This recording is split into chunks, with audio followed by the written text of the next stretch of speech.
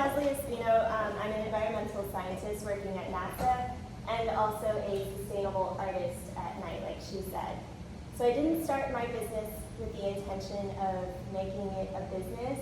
I really just started it as something to do for myself, and I wasn't sure if it would ever turn into a job. And when I'm thinking about making presentations like these, I always have this moment where I question myself, and I'm like, is it a business? I don't know. And I wonder if I count as a business owner at all. And you'll see why, and I'll check in with myself throughout my journey as I'm telling it to you, and you'll see where I'm questioning these points. So, I guess just to set the stage, there are two things about me that kind of drive my story. The first thing is that I am an absolute hermit. I hate meeting people really stresses me out. I enjoy it, but I get like really drained afterwards, and then I'm sweating the whole time. I'm a hot mess. And then the second thing is I struggle with social interactions. So those two things really just kind of direct me organically or naturally because I'm avoiding certain situations throughout my entire business journey here.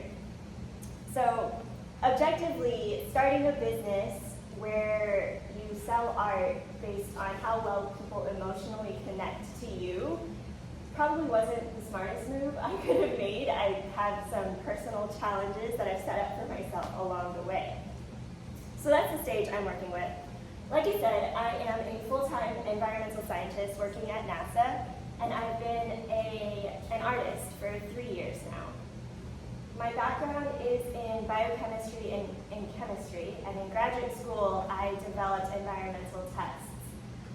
And I'm telling you all of that because I don't have any technical training in art or social media. It's just something that I did because I enjoyed it, and it turned into a whole thing. In graduate school, I ended up developing environmental tests, and then that really set me up well because NASA plucked me out of there thinking I could do the environmental monitoring for the space station. That's what I did for a while. My graduate school experience, though, it set me up really well for my job, but it also set me up for failure in a way because I had, honestly, a terrible time in graduate school. It was really sexist, it was super racist, it was just a terrible environment. And that directly influences my experience as a young professional.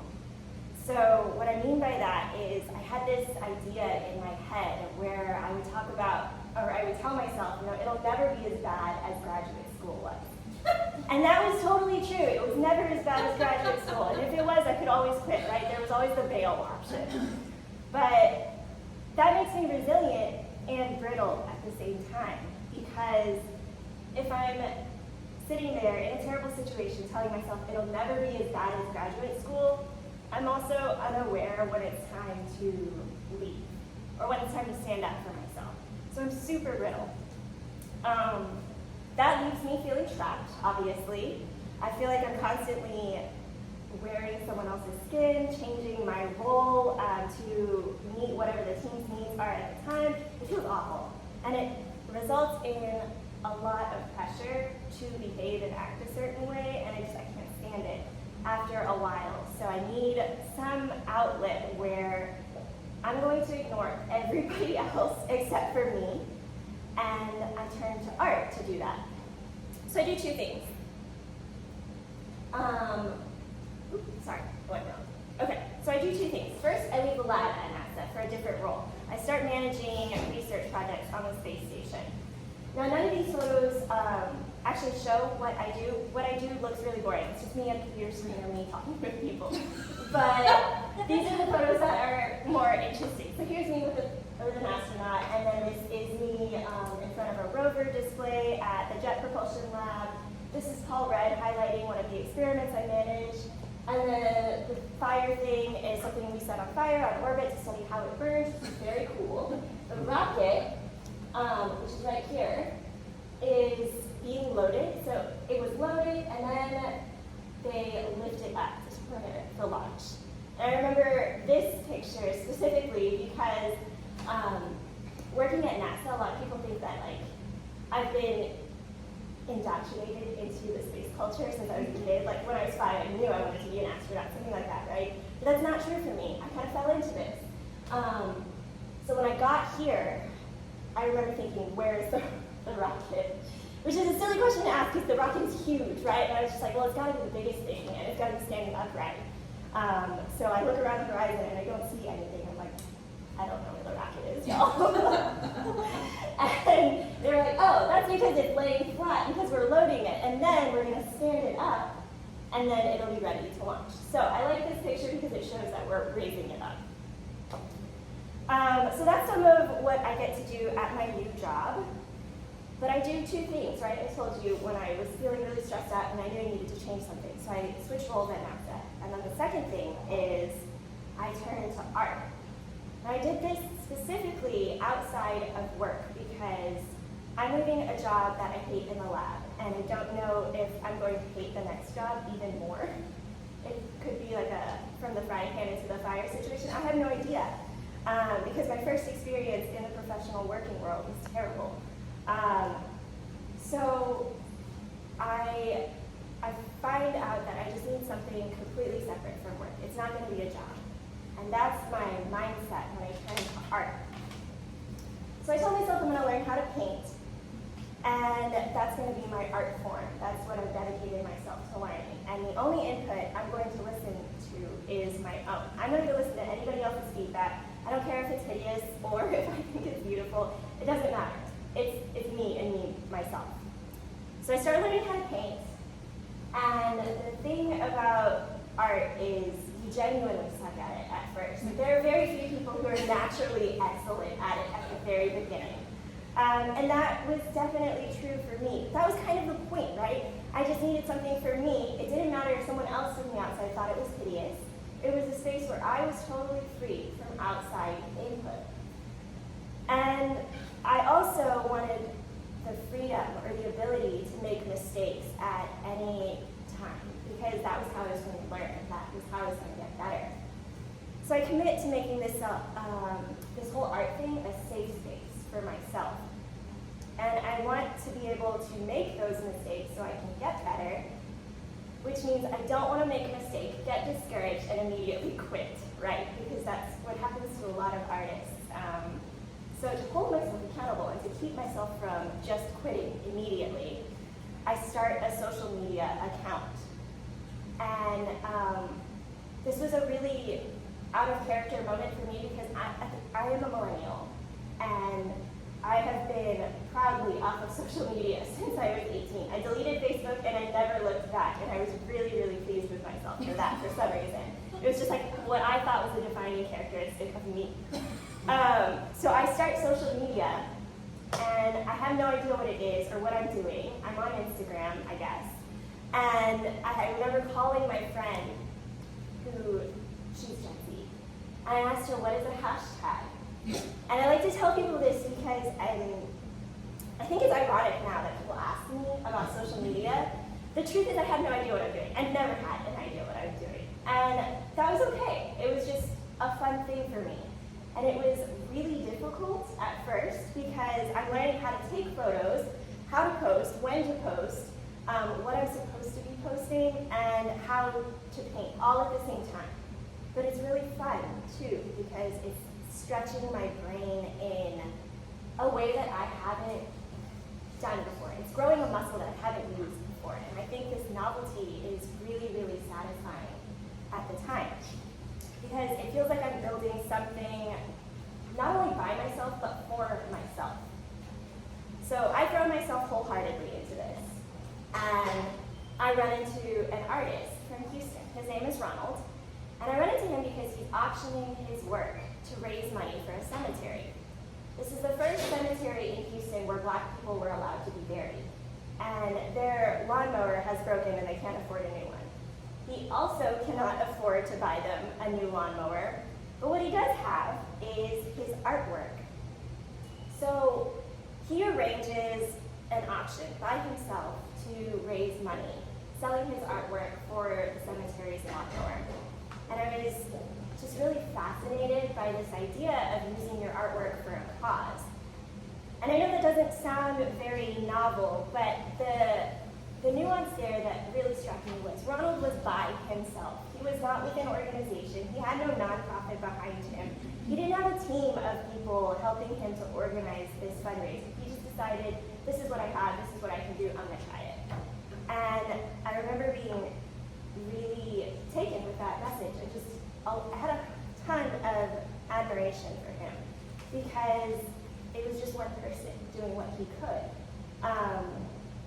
So I'm impressed with his story, and I share it with like all 40 of my followers at the time. And I remember telling him, you know, I wish I had more people to share your story with because I admire what you're doing so much. And I want to help you get your story out there. And he was like, you know, Leslie, it doesn't really matter because every little bit counts. So thank you. You're doing what you can, and I appreciate that a lot. And that was a really Ronald thing to say. I remember talking with him and asking, you know, like, how did you decide to do this? Because you're just you. Like, weren't you overwhelmed by starting that? And he was like, I mean, I just saw a need, and I thought I could do something, so I tried. It was just like super simple, and I was like, oh, I never knew it could be that simple. I always thought it had to be this whole thing that someone sets up with you. You have to have a team. So I bid on, and I win 2 of his art pieces in his auction. And then a week later, he posts a picture of him getting a lawnmower delivered off the back of the truck because him by himself has delivered or raised enough money to buy the cemetery a new lawnmower, which is super cool. Those 2 art pieces I have from Ronald remain like 2 of my most prized pieces in my collection because that was the first time when I saw an individual artist's power to create real change. And I thought that was really just a meaningful step or a thing for me to see and to witness Ronald doing this cool thing. So Ronald has me thinking, right? Like, I've started art as a safe space for myself, and it's definitely a selfish endeavor. Like, it's me, and me only, right? And that was the point in the beginning. But Ronald has me wondering, what can I change with my art? Like, is there something I could do with it? Even if I am making the art for me, what else can I do with it? So while this idea is hanging around in my head, I'm painting, like honestly just going nuts. And I'm painting my heart out, okay? So I'm thinking of what can we change, also sucking at the painting and just trying to get better at it. The Instagram thing, trying to get better at that too. And while I'm painting, I'm giving myself the freedom to make all of these mistakes, which is great. I'm making a ton of them. I've wasted a ton of materials at this point, and I'm having a great time. I'm getting better at it. And I'm learning to fail, which is awesome. And then here is the first time where my science life and my art life intersect. Because as I'm painting and making all these mistakes and getting better, I'm learning really quickly. I'm getting much better at painting.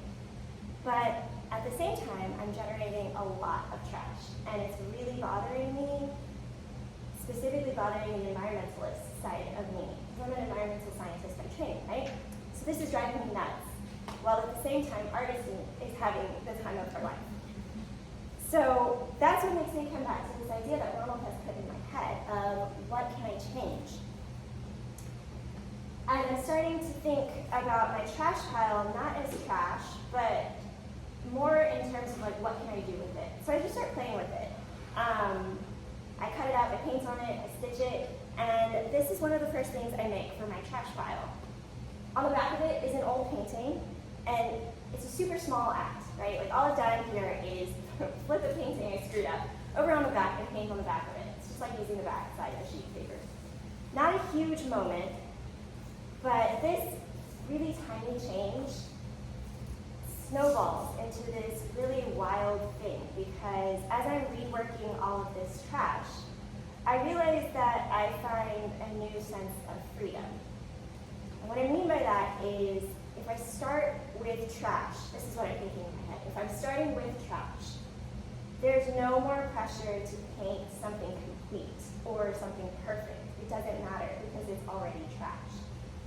And I realized then that I had made my art a safe space for myself from others' expectations, but I hadn't made it safe from my own internal expectations as an artist. So the expectation for me as an environmental scientist was trying to use these materials and drove artist me to discover, I guess, a way to get over that fear of failure. So this piece sparks a ton of other pieces, and I just start stitching on other things. And that leads to an entire collection. And this collection leads to my first business opportunity, where I show this work in a store in Houston. That's where I bring us. This is a reality check at this point. I've sold one painting at this point, which is great because I wasn't necessarily marketing it. So I just put my work out there and I sold one piece, and I was like, oh, neat.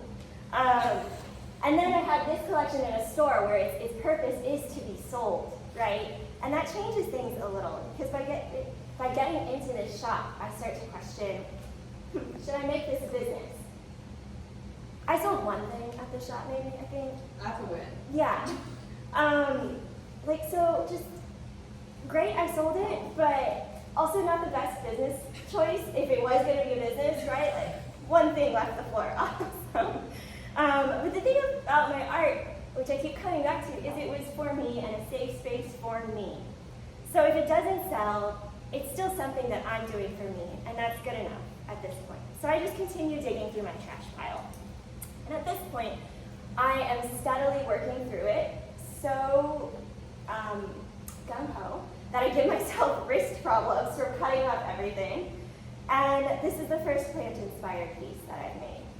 It incorporates even more texture than the original pieces, and I've used leftover things, just anything I can get my hands on, like old sketchbook covers, trash, literally anything. I start working it into here. And this piece is special to me because it spawns what I feel like is the first true representation of my journey with art. Like, it is working with trash and helping to conquer my fear of failure personally or internally. And it involves plants, which I love, and it has all the texture I ever wanted.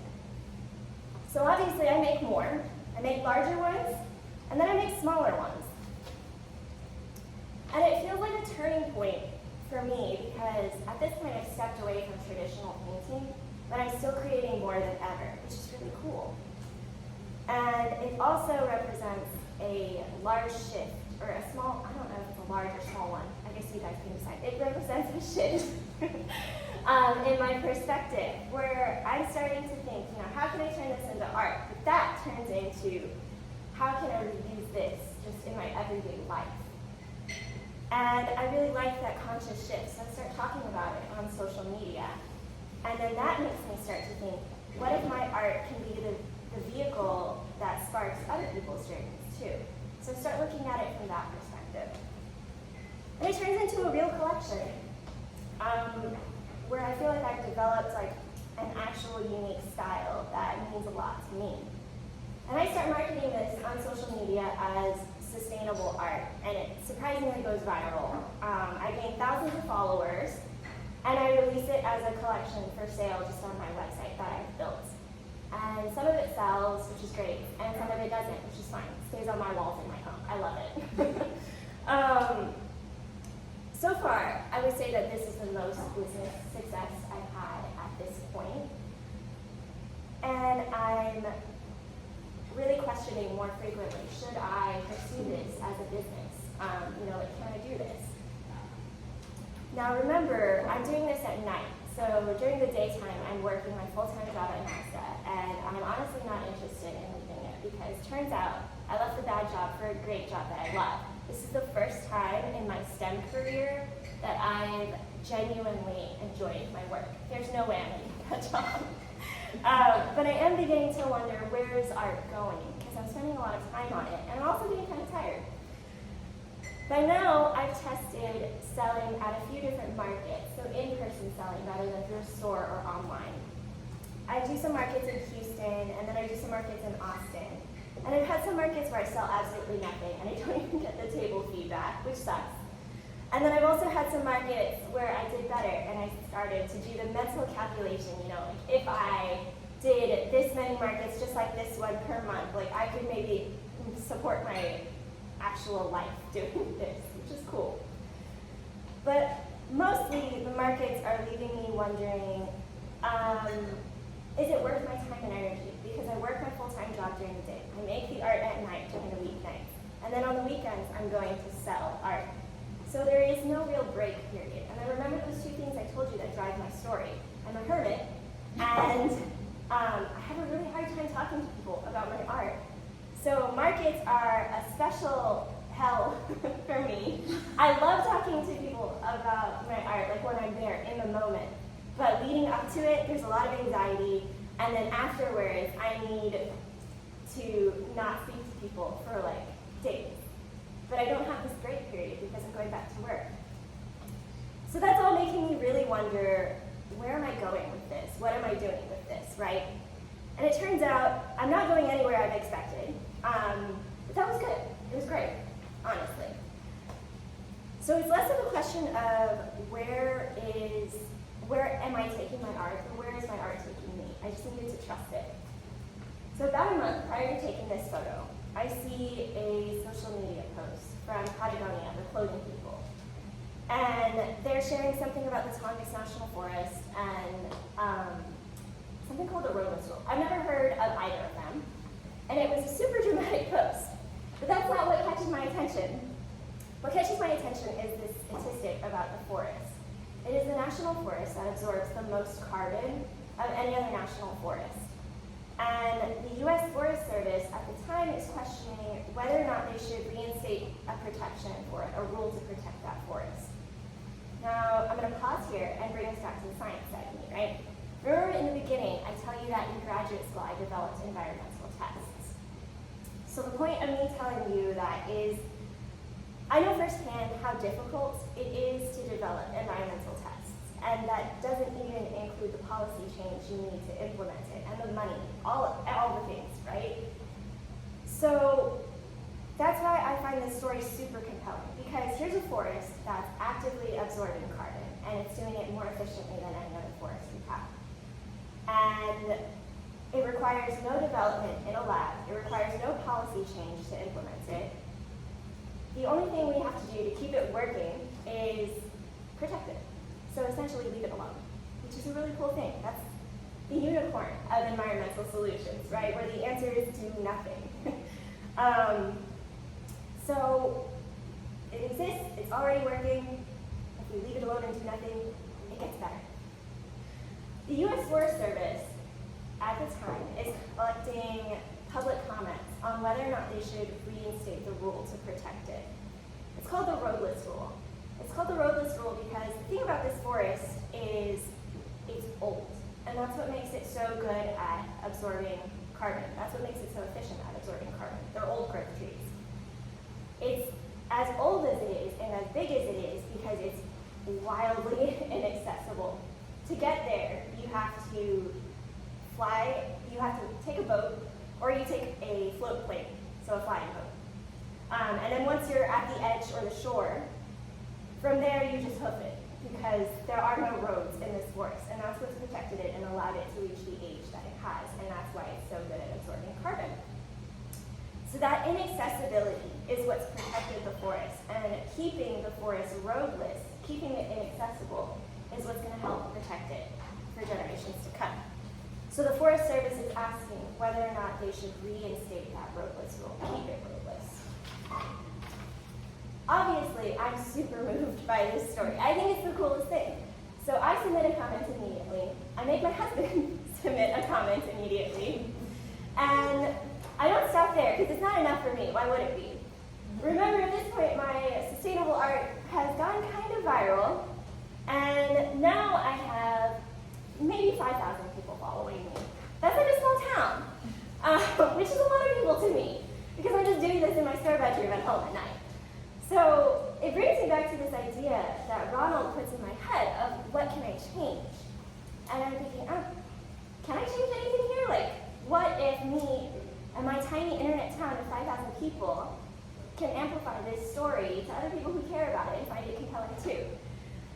So I'm thinking, okay, I could make an art piece, and I could use it as a post or as a vehicle to tell people about this forest and what it's doing for us and why it needs protection. Does it matter that I've never been to Alaska or seen the forest? No, it doesn't matter at all. Because remember, those two things I told you in the beginning. I am a hermit. I never leave my house anyway. And two, I struggle with social interactions. So the only kind of talking I'm doing is on the internet. And if there's anything I'm good at, it's talking on the internet. So at this point, both of those things have set me up well for success for finding resources on Instagram. So I go down this entire rabbit hole where I figure out everybody who was involved in the Patagonia post. And I reach out to them, asking them if I can use their photos or their material, what they've posted, as reference material for the art piece that I wanted. Because remember, I've never been to Alaska. I don't even know where this forest is. And one of the first people that responds to me is a conservation society.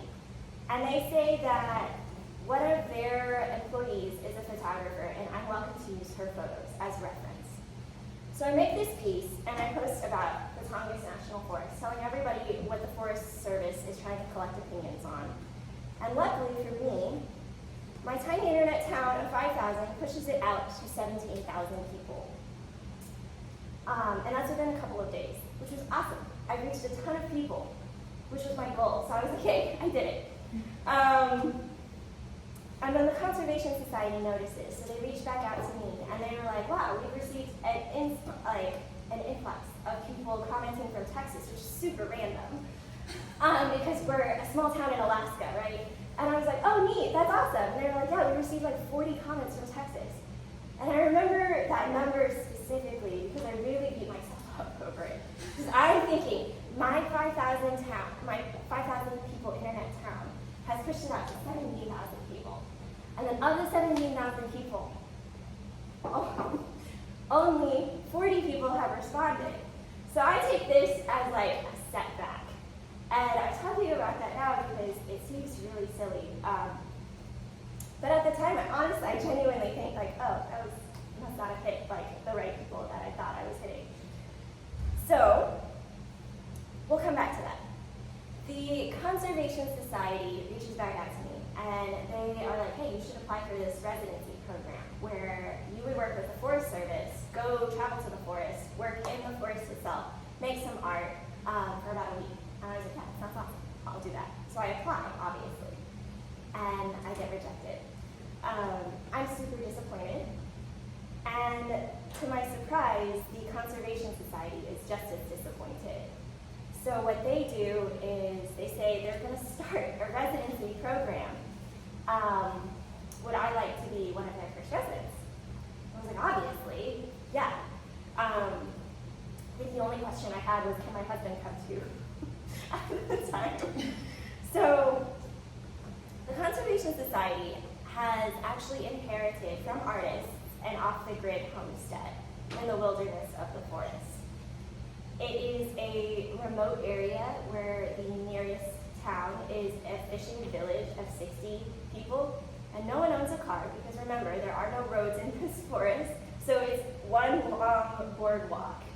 And the only gas station is for boats. So they drop a bucket down where you put your credit card in there and then they pull it up on a pulley system and they drop the fuel thing to you down at your boat. Because it's just one long boardwalk. It's a really interesting place. But the homestead is not there. It's just closest to there. So it's even more remote than that. So in July, 6 months after my initial Instagram post, I find myself on a commercial flight to Juneau. And then I find myself on a chartered float plane to the fishing village of 60 people. And then from the fishing village, I find myself on a really tiny boat going to the homestead. And while we're there, we're doing things like running out of rainwater. So we have to go collect rainwater from a stream, which means we hike to the stream, we collect it from the stream, and then we bring it back, and we filter it so that it's safe to use. I'm from the suburbs of Houston. I'm from Cyprus. So this lifestyle, this whole like bushwhacking, living like this, is really, really foreign to me. I don't understand like how to watch out for bears when I go to the outhouse. Like I have to strap on the bear spray and a headlamp and wake my husband up in the middle of the night just because I have to go to the bathroom. It's terrible, but it's also really cool. This is the view from the float plane, which was very, very cool. The float plane, just to give you an idea, it fits 5 people, including the pilot. So there's the pilot, the co-pilot, and then there's one row of seats for 3 people. And then behind me, directly, are Amazon packages. And it's not like they're hidden, like I could touch people's mail, because this is how they get mail. During the summers here, the sun sets at 10 p.m., which is a really strange thing, because I'm putting on sunscreen before I go to bed. And that idea just sticks with me, so I end up creating a ton of pieces based on this sunset at 10 p.m. While we're there, we also go bushwhacking, boating, kayaking, hiking. Everything is really, really self-sufficient. You have to check like weather charts, tide charts, figure out where to drop the anchor, make sure the boat's not going to float away from you while you're gone, that sort of thing. And it's just a foreign way of living and a very cool way of living. Ironically, while I'm out there, I get back into painting because painting or paints are significantly more portable than a cutting machine, which is what I usually work with. So I paint this painting based off of that photo. And then here's the initial artwork that went viral of the forest in the actual forest it's based on, which was really a full circle moment for me. So then almost exactly a year after I see Patagonia's post, the U.S. Forest Service says that they're going to reinstate the roadless rule. To once again protect it from development, which is awesome, right? So since returning to Houston and my cutting machine, I have made several pieces based on that sunset, and I've run out of my initial trash pile that I made when I was painting. So I found ways to keep using trash. I get a lot of my materials secondhand. People at this point are now sending me materials and scraps. I get very weird mail. And there is also a secondhand art supply shop where people will take their excess art supplies that they're no longer using and would otherwise throw away, and they donate it to the shop, and that shop sells it back to artists by the pound. So it diverts things from landfills. So if you're an artist, check out Texas Artist I Love. I plug them as much as I possibly can. This is the conservation society that I've worked with and continue to work with. And I continue to post about them and their mission to protect the forest. Some of it goes viral and some of it doesn't. That's just the way it goes, right? So I am very big on full circle moments. And as I close up this whole presentation, I want to point out that we were out there with Leon. So Leon is in the red here and then in the black here. She's the original photographer whose work I used as a reference in that piece that went viral and started this entire thing. And that was the post that reached 17,000 people that resulted in the 40 comments that they saw, right? And remember, I was talking about that initial disappointment, how I thought it was a failure that of 17,000 people that I reached, only 40,000 people had responded to the Forest Service. And now that idea just seems so silly to me because it's the perfect example of what Ronald told me in the beginning, which was that every little bit counts. Like I'm standing here telling you that this artwork helped change a lot, and I was initially disappointed with the output of it. So every little bit does indeed count. And then to put it into further context, Sitka, the city where that conservation society is based out of, is a town of 30,000 people. And my initial artwork reached 17,000 people, right? So that was a huge reach. And then through everything that I've posted up till now, I've reached over 500,000 people, which is like 16 times the population of Sitka. So it has done something, even if I didn't know it at the time. And I think that that's a really important thing to note for myself personally, because I remember being down about the outputs and what I was doing, and just questioning everything. My whole art journey and business journey is a really good example of how small things can equate to larger change, even if you don't know it at the time. And I'm telling you that not to brag. Obviously, I'm proud of this story, but not to brag, but because I'm just an average person who was stuck in a job they hated. And I did all of this. I helped change a law from the spare bedroom in my house, like a lot of miles away from where any of this actually took place. So my real goal in telling you this story is to get people to see that they have the power to change things even with the resources that you have. Like even if you wish you had more resources at your disposal, what you have right now is enough to change or to make that change. So at the time, remember, I was wondering, where am I going with my art, and do I want it to be a business? I don't know. I still don't know the answer to that. I don't know if selling art is the real business that I'm in. It's possible that that's not it, and I'm just really in the business of storytelling. And I happen to sell art sometimes, so I just use the art to tell stories, and sometimes the art sells, and sometimes it just stays with me on my walls. I do know, though, that for a hermit with crippling social anxiety, this has taken me places really where I just never expected it to take me. And I'm no longer questioning where I'm going with it, and I'm just kind of letting it do its own thing and letting it develop organically and enjoying the